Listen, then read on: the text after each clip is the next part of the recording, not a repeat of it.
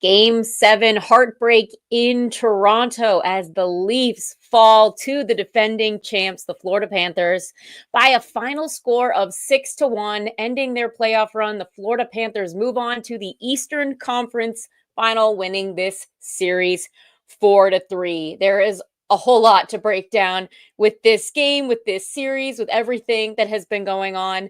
But let's talk first. Katie Gauze, Ryan Kennedy, and Michael Tracos will be joining us live from Scotiabank Arena here following some of the post-game action that he is covering.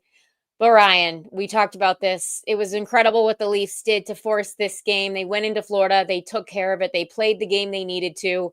Tonight, they came out flat, and it really just never felt like it was going to work for them. They had a few stretches where maybe they had a little bit of life, but truthfully, I mean, they were almost never even in this game. Talk to me a little bit first, just first impressions of this game 7 and what happened here in Toronto.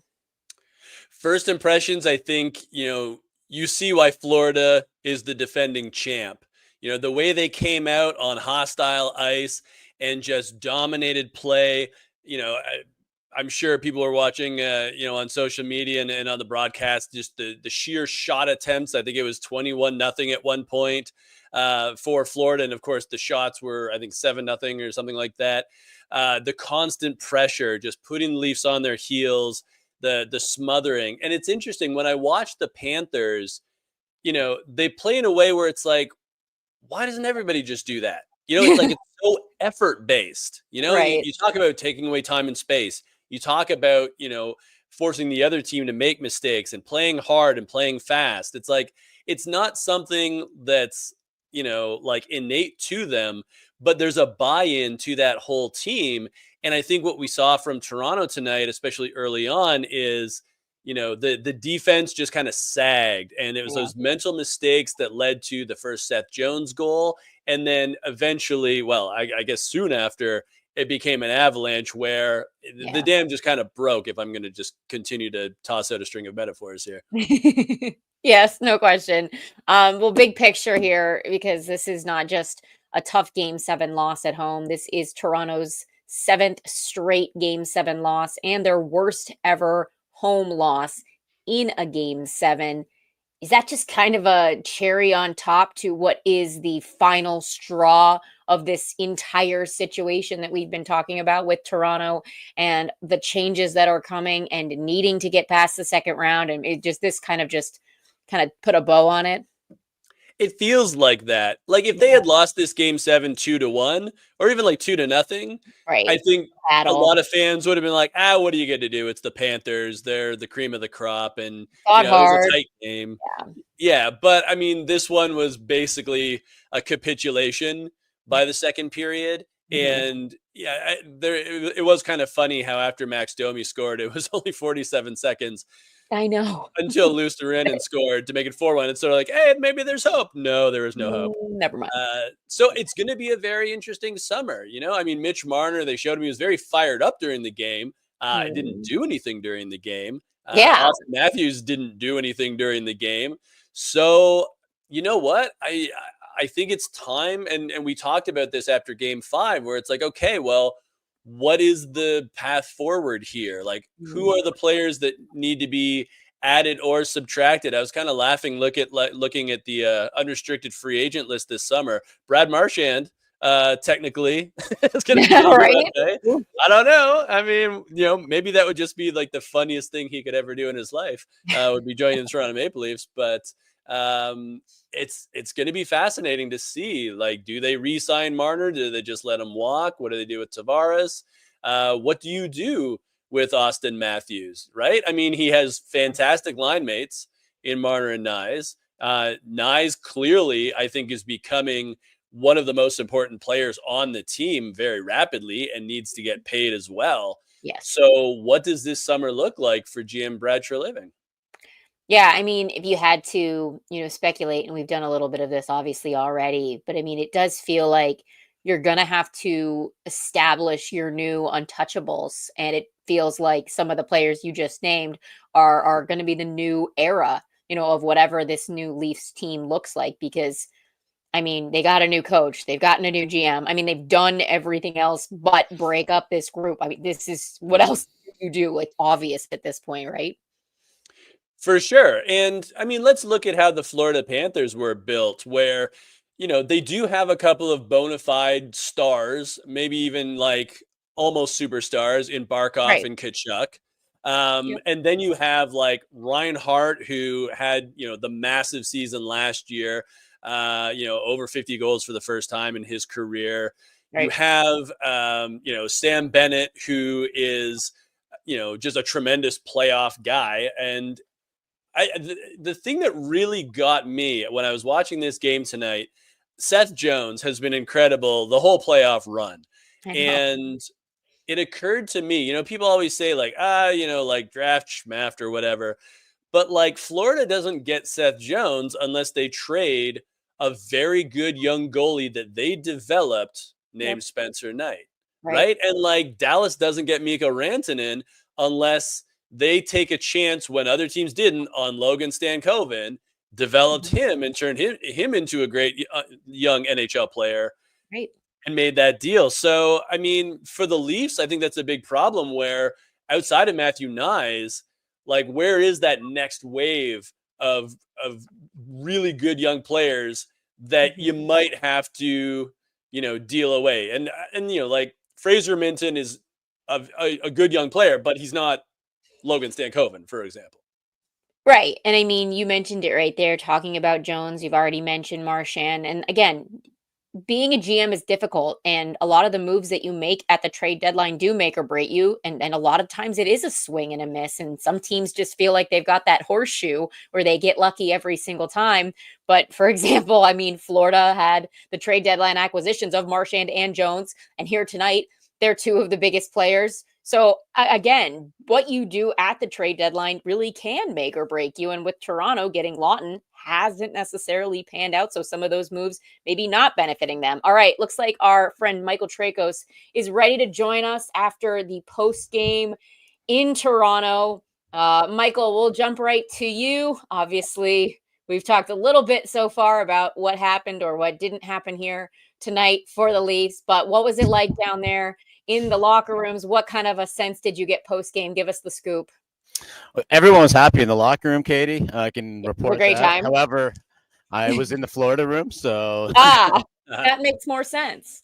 yeah, you know what? I'm done with these Maple Leafs. I think a lot of fans are too.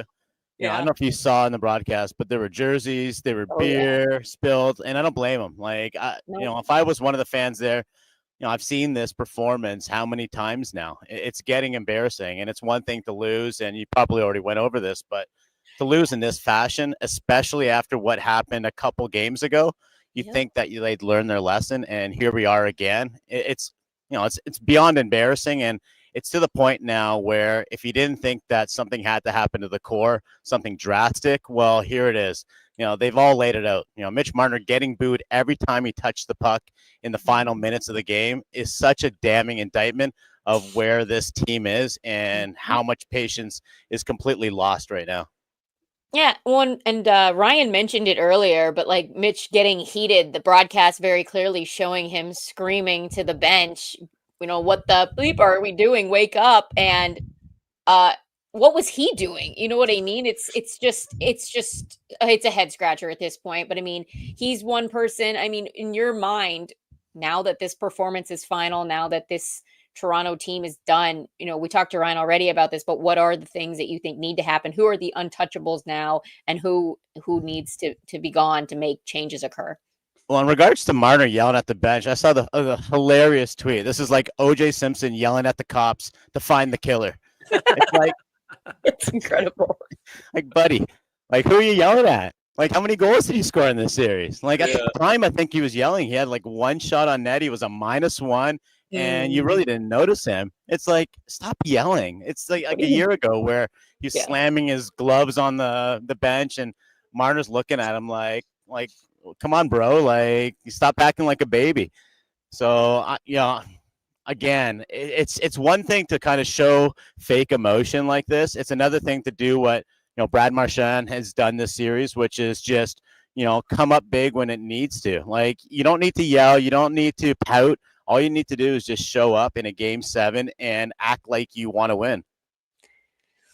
Yeah, I just saw this comment from Chris Johnston reporting from the room saying Austin Matthews said the Leafs had too many passengers in game 7, and Mitch Marner later agreed with that assessment. A lot of people with that Spider-Man gif where it's pointing at each other. What was funny? Yeah, I was talking to Sam Reinhart after the game, so I asked him specifically, like, how did you and the Barkov line, handle the fact that Mitch Marner, Austin Matthews were basically MIA in this series? And he said, we treated the Maple Leafs like, that is their big line. And he's like, you got to take the head off the snake. And if you take the head out of the snake, then you basically take away the Maple Leafs. And I think that was the MO is, as long as Matthews doesn't beat you, and as long as Marner doesn't beat you, you really do have a fighting chance against the Toronto Maple Leafs. And aside from game 6, where Matthews got that big goal, we didn't really see a whole lot of Toronto's 2 best forwards.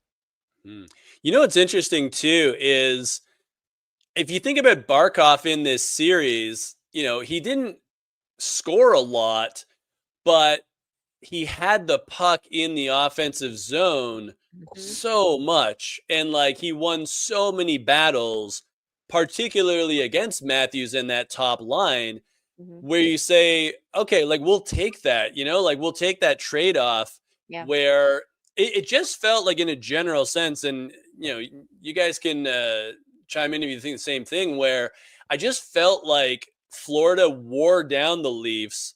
And yeah, Toronto had that, that great game 6, but it just felt like when they came out tonight, like their legs were done. Whereas Florida was like, hey, we can do this all month long. And in fact, we plan on doing this for another month.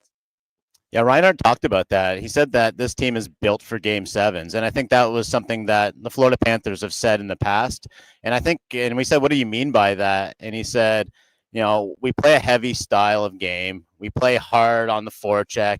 It's kind of like a simplified game. It's not like they're saying, okay, game 7 comes around, we're going to dipsy doodle and, try to let our skill take over. It was kind of the opposite. It's like, it doesn't matter how skilled you are. We're just going to go bang bodies and, dump pucks in and make it real tough on their defense and fight for chances. And, even the first period, like Joseph Wall was standing on his head. You knew that eventually it was all going to work out. And I believe like after 2 periods, it was something like 75 shot attempts for Florida, which was the most in not even a playoff series or a playoff game this year, but the entire regular season. We didn't see that many shot attempts after 2 periods. So again, one team came into play. It was obviously the Florida Panthers, who very much look like, they look like the defending Stanley Cup champs. Like, what else can you say about them? Like, this is why they went to 2 straight Cup finals. This is a really good team, and they really know how to play hockey. Well, let's talk a little bit about Florida now before we continue this breakdown of what the heck happens next with Toronto, because Florida is advancing to the Eastern Conference Final to face Carolina. And we've talked about this a couple different times, even heading into the playoffs. It's kind of one of the reasons that we maybe counted Florida out or gave them a little bit of a hard time heading into it because of how much hockey they've played. Yeah. And is it ever going to catch up? And I do think there are certain players where you're maybe seeing it, but there are other guys like Seth Jones and like Brad Marchand, which Ryan's kind of brought up to us earlier, that clearly are not tired. Is this Florida team built to be able to continue to play the way they are, to continue to push all the way to another Stanley Cup final? What sense did you get? I don't really see anyone stopping them right now. Like, they're going to be facing the Carolina Hurricanes, which, is a weaker version of the Florida Panthers in my mind. Yeah.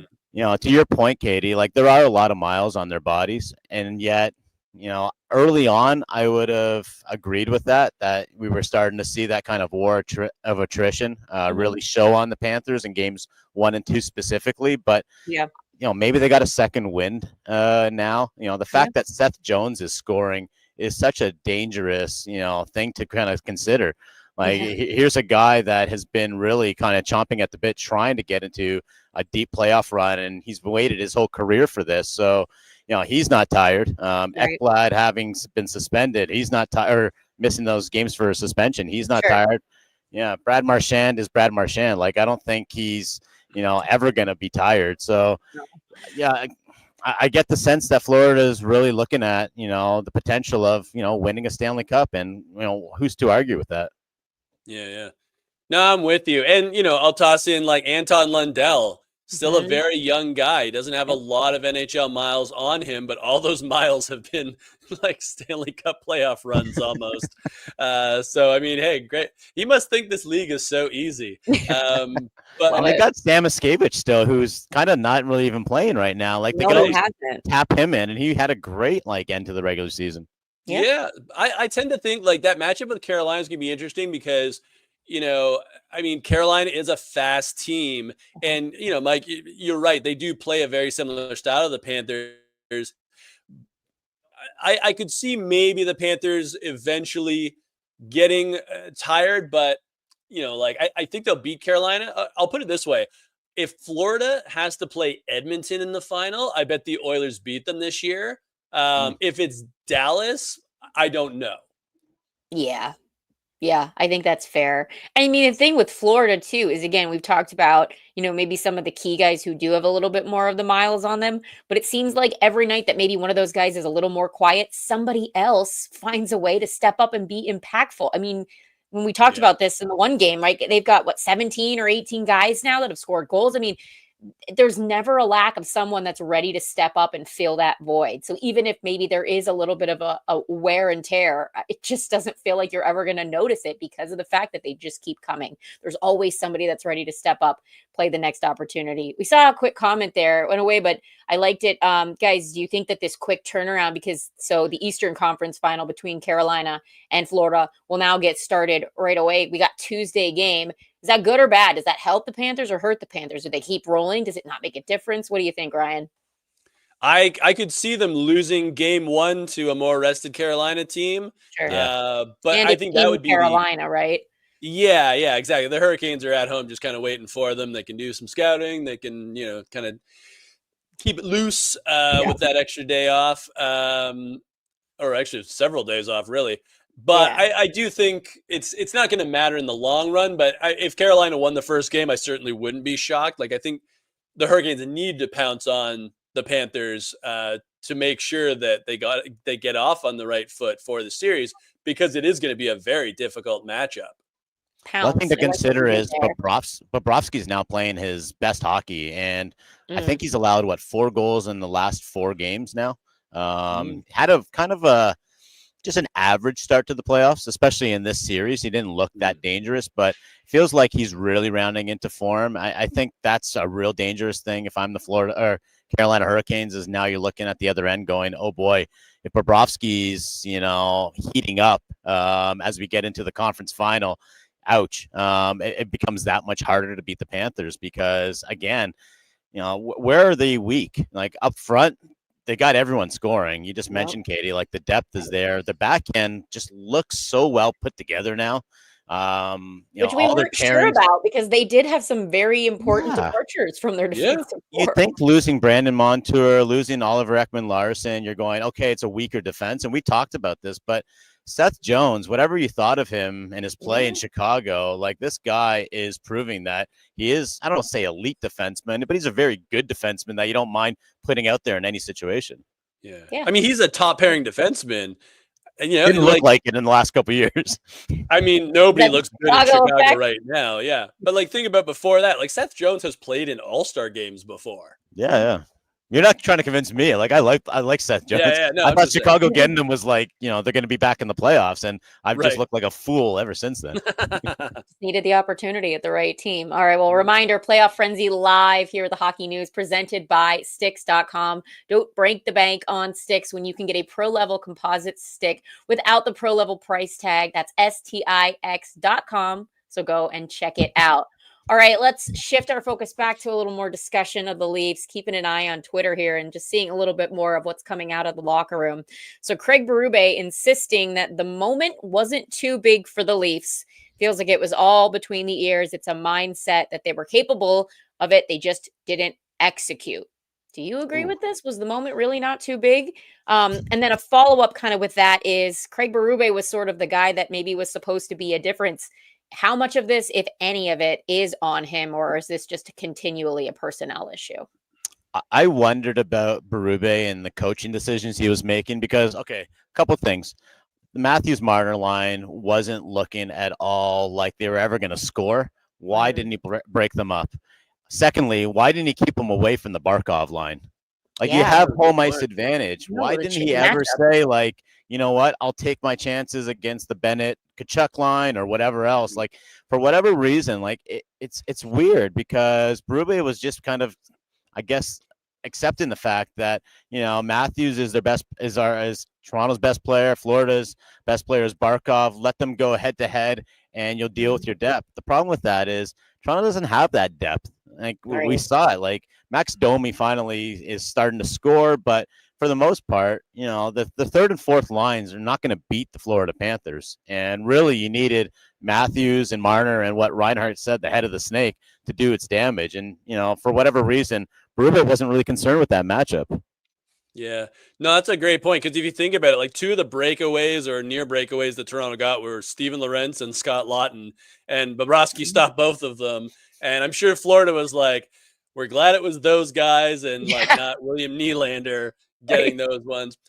Something I was surprised at, and I'm not sure if this is something that coaches are aware of, but I certainly would point it out because I'm cynical like that. Like, I think within the first like 2 minutes of the game, we all knew that no penalties were getting called in this game 7, right? Like, other than the too many men penalty where it's like, well, you have to. It's like there's 6 of them on the ice. But like, Florida knew right away. Like, the Panthers are so good at just those little picks in the offensive zone or even the defensive zone, like just those little moves, you know, to get that, to win that battle. Toronto could have done that too. Like, in all those plays where Florida had the great offensive zone pressure, where they're cycling around for like 30, 40 seconds, what seems like forever. Just grab the guy. Just hold him a little bit. Just whack a guy a little bit. They're not going to call it. It's game 7. They didn't call anything. At least crash the goalie. Like, did they make it at all difficult for Bobrovsky? Not at all. No, they didn't. All right. Well, here's another one. Great comment here. And I've seen a little bit of this on social media as well.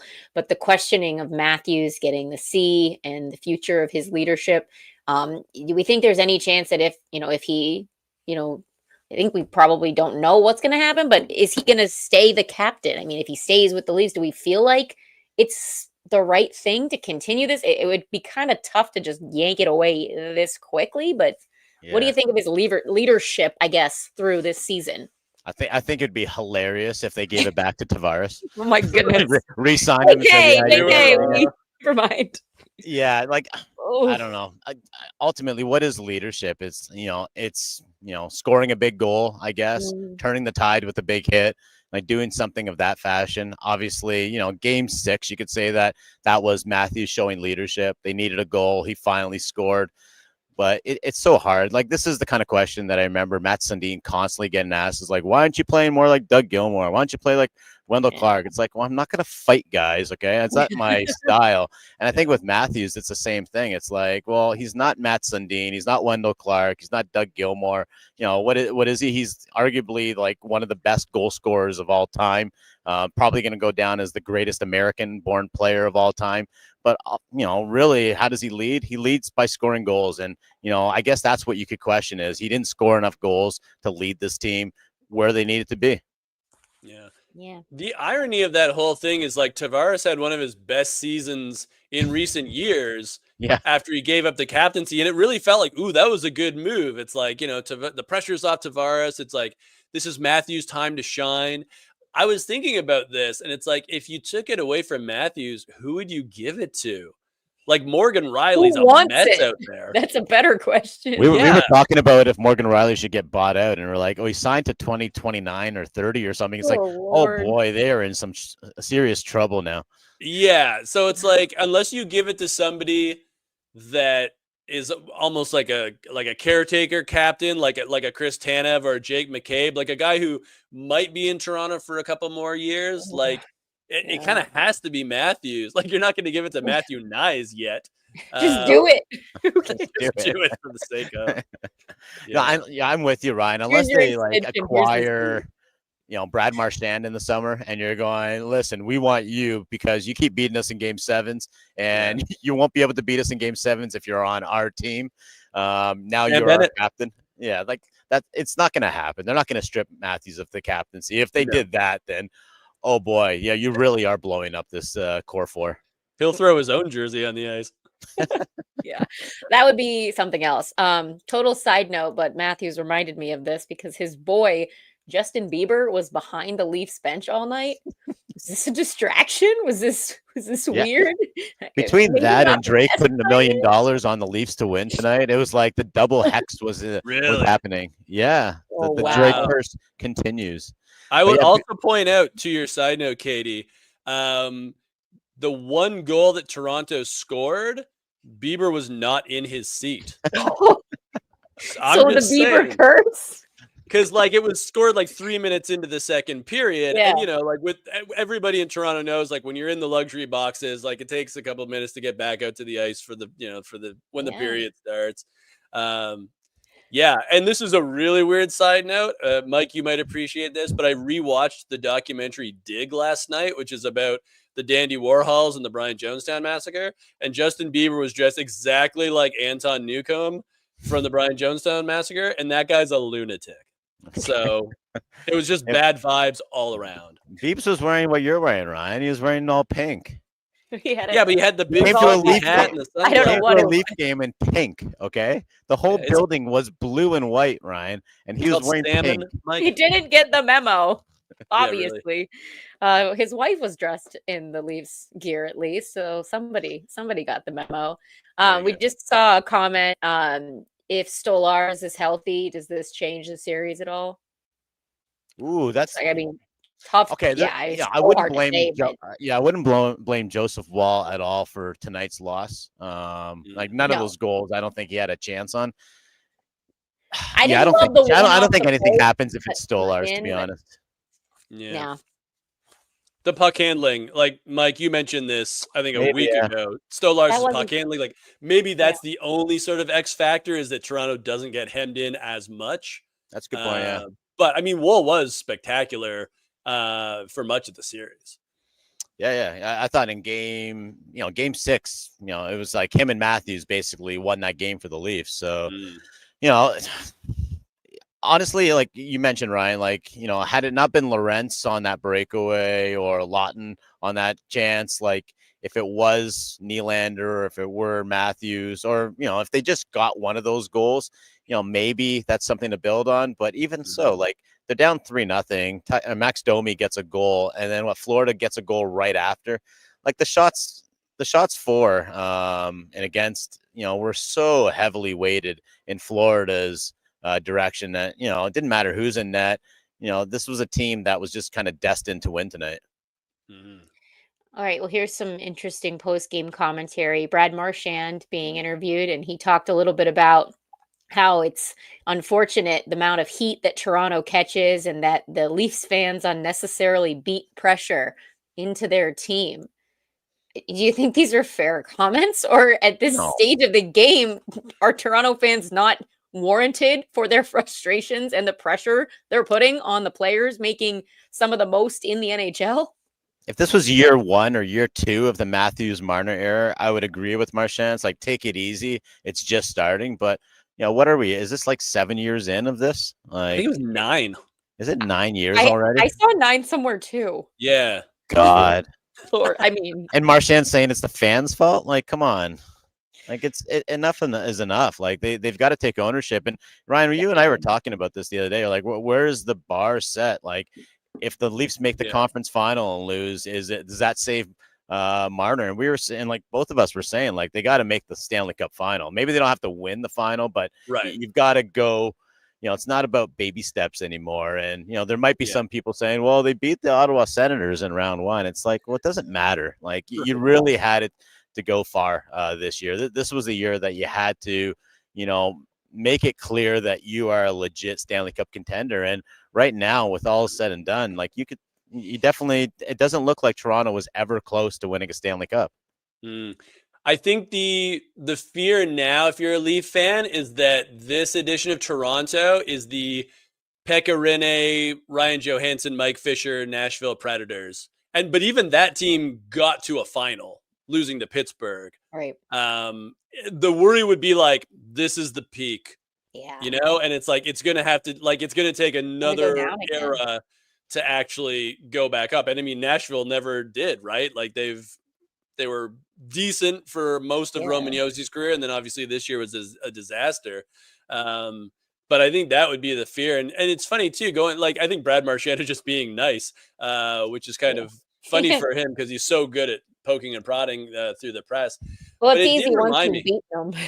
Yeah. It reminded me like two different top 5 draft picks for 2025 use this phrase around me this year. Both James Higgins and Porter Martone said, "Pressure is a privilege." And I was like, wow, that's kind of neat. It's kind of funny that both of them said it in like two different, times and places. But pressure, like, it should be a privilege, right? And I feel like I've heard the Leafs say similar things during this season. Mm-hmm. But yeah, the fans are going to be hard, but don't give them a reason to boo you. You know? Yeah. Well, I mean, if you've had it 9 years going where they've been expecting something from you, and again, like, you've had chances, what do you expect? Listen, it's one of the greatest cities to play in if you're a winner. If you're a loser, it's one of the worst cities to play in. That's all it comes down to. It's the same thing in Montreal. It's the same thing about being a New York Yankee or a Dallas Cowboy. Sure.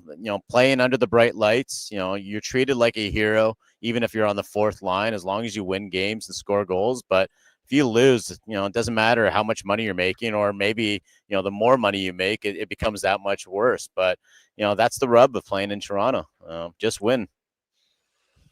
All right. Well, as we kind of wrap up and put a bow on the Toronto discussion, looking ahead at the summer, give me one move that you expect them to make.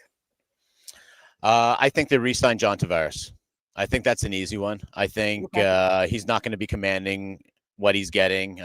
Probably be somewhat like half of the 11 million he's getting. So, I think if you can get Tavares for like 5.5 to 6.5 million, I think that's an easy one. As Ryan mentioned, he had such a great year this season. I think him and Nylander are such a good pairing on a forward line. So for me, bring back Tavares, easy decision.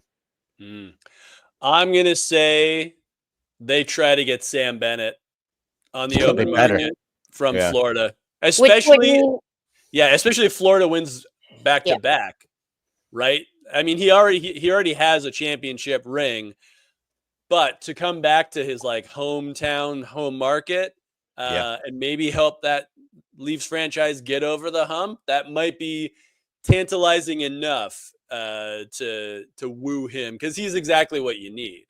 So that means I would overpay for Bennett. Yeah. Does that mean Marner walks then? Yeah. And you hope that like you can get some cheap help otherwise on the wings. Nikolai Ehlers isn't going to be cheap, but he'll be cheaper than Marner. Or I saw a comment, from one of our viewers about Easton Cowan.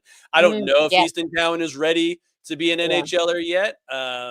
He's certainly a tremendous junior player, but at some point you need guys like Matthew Knies to step up before they're making, 7 figures or whatever it is.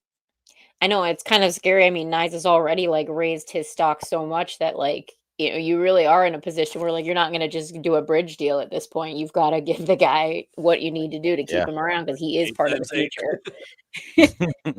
Especially, hey, the cap's going up, so do whatever you want. It's a free for all. It's fun. It's all good. All right, well, let's quickly talk a little bit about the other series that we have to look forward to. Obviously, we know a little about what we're going to see from Carolina and Florida, but the Edmonton Oilers and the Dallas Stars in the Western Conference Final, that starts on Wednesday in Dallas, 8:00. I'm not totally sure what to expect from this series, because I feel like Edmonton has been winning a lot of their games by scoring, although we saw some good efforts from Stuart Skinner to win that series, versus Dallas, who has some great efforts from Jake Ottinger. They've had crazy performances from different guys every night. I guess what's kind of your expectation? We'll start with you, Ryan, of what to expect from this series. I think it's going to be a really fascinating series. I think it's probably going to go the distance.